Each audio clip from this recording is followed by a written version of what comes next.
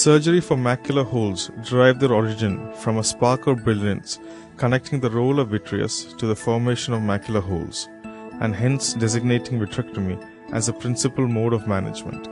The next inspirational evolution of treatment was the recognition of ILM peeling as a crucial step to relieve tangential traction and improve hole closure rates.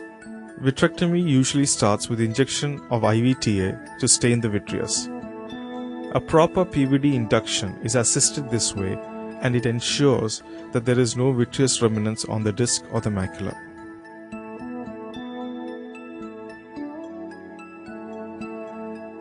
Subsequent to a good vitrectomy, brilliant blue G is used to stain the ILM. A pinch technique is used to raise an ILM flap.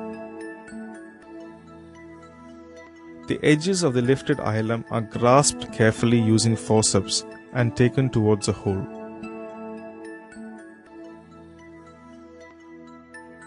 Care is taken to peel the ILM across the hole from both sides. As the ILM flap crosses the macular hole, the edges are seen to lift off. This ensures and tells us that the ILM has come off the edges of the hole.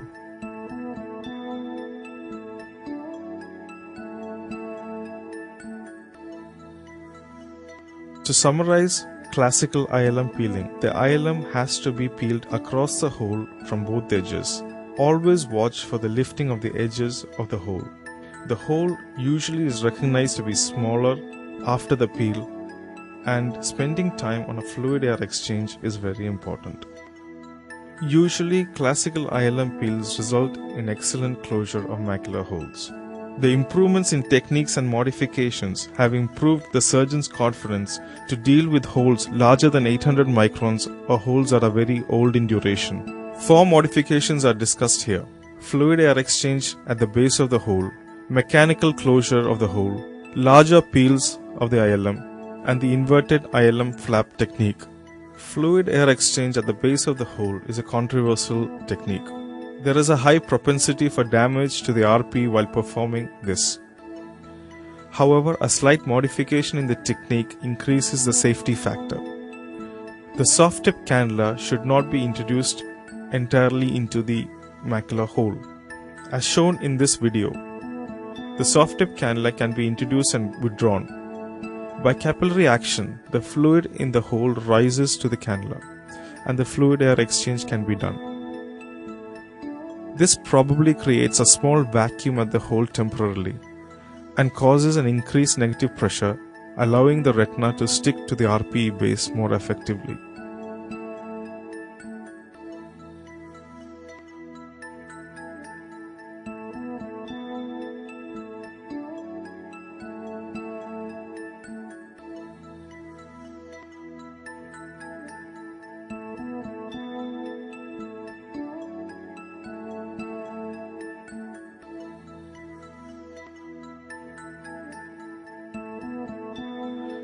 Mechanical closure of the hole is done using forceps at the edge of the hole.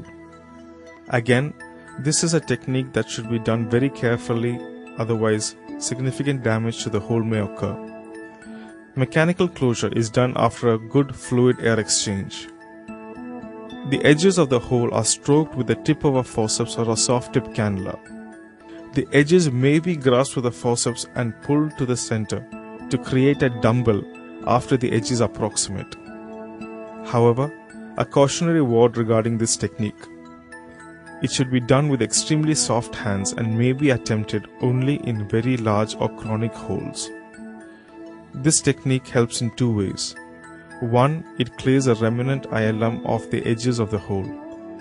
2. It mechanically and physically approximates the edges of the hole. This is a reverse footage of a macular hole that didn't close.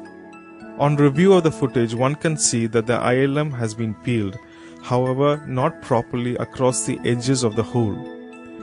Hence, remnants of ILM are left at the edges of the hole and proper closure is not facilitated. This can be seen clearly on a slow motion footage of the same surgery, where you can see that the ILM peeling proceeds circumferentially around the hole and not across it. At this point of time, we notice that there is no lifting of the edges of the hole, which indicates that improper ILM peeling has been done. It was found that the macular hole didn't close, and after 6 weeks, the patient was retaken for surgery. A larger ILM peeling was done around the original peel, and the remnants were removed off the edge of the macular hole.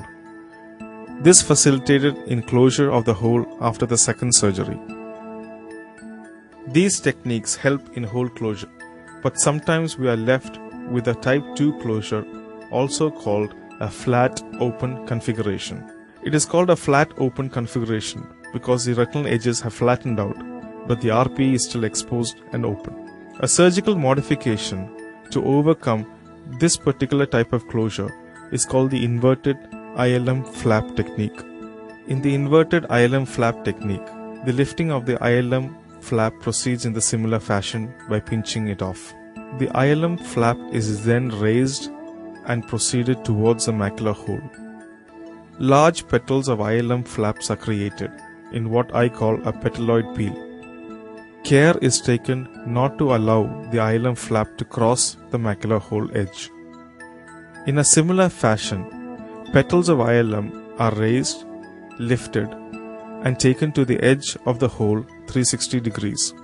At the end of this maneuver, the macular hole should now have flaps of ILM surrounding it. At this point of time, the ILM peeling can be extended slightly towards the arcades. Care should be taken during this procedure not to disturb the ILM flaps that have been raised near the macular hole. After the ILM peel is complete, a microvid can be used to trim the flaps of ILM. This should be done extremely carefully under low suction settings. At this crucial step, vigorous cutting or suction may pull off the flaps of ILM. Once the ILM is trimmed, a fluid air exchange can be done. Care should be taken not to do the fluid air exchange near the ILM flaps. Once the cavity is air-filled, a soft tip cannula can be used to deposit the newly created ILM flaps into the macular hole. One should be careful with multiple fluid air exchanges because each time the fluid air exchange is done, the ILM has a tendency to pop out of the hole. Once a complete fluid air exchange is done, the last step should be to gently deposit any remnant ILM into the macular hole. To summarize the proper technique, a few points have to be noted. The BBG stain should not be retained for too long. Petaloid peels have to be done. Initially, do not bring the flaps too close to the edge margin. Always trim the flaps using low vacuum. Never do a fluid air exchange too close to the hole, and be very gentle while cutting, manipulating, and depositing the ILM flaps. This OCT has been taken a week after the ILM inverted flap technique. In the OCT, you can see a small layer of tissue bridging the macular hole. This probably provides a scaffolding for the retinal elements to slide and assists in closure of very large macular holes. The ILM bridge probably isolates the fluid in the vitreous cavity from the base of the hole, also assisting in hole closure. This sequence of OCTs show how the hole closes over time. The topmost picture shows the thin ILM bridge. The subsequent pictures show the sliding of the tissue and reformation of retinal elements at the place where the hole once was. The inverted ILM flap technique is an excellent and safe technique to close larger and chronic macular holes.